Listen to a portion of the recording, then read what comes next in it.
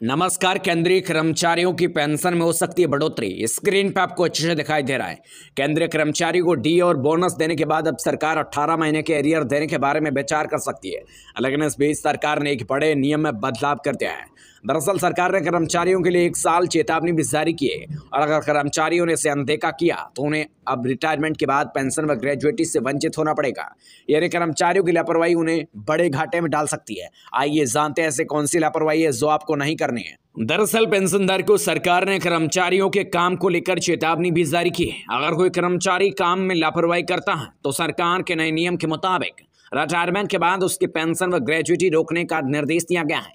यह आदेश केंद्रीय कर्मचारियों पर लागू रहेगा, लेकिन आगे जाकर इस पर राज्य भी अमल कर सकता है। साथ ही आपको बता दें, केंद्र सरकार ने हाल ही में सेंट्रल सिविल सर्विसेज यानी पेंशन रूल पर 2021 के तहत एक नोटिफिकेशन जारी किया है।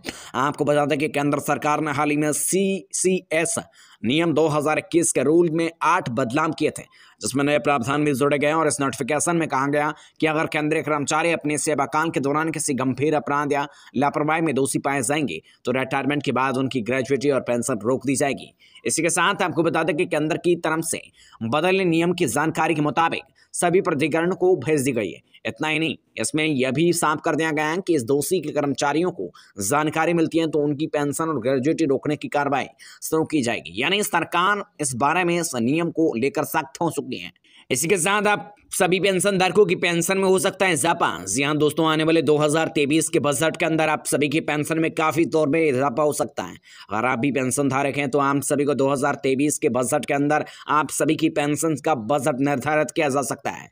साथ ही आपको बता दें कि सुप्रीम कोर्ट ने हाल ही में 15,000 रुपये की वेतन सीमा को रद्द कर दिया था। इस वेतन सीमा को रद्द करने के बाद काफी सारे पेंशन धारक उत्सुक है।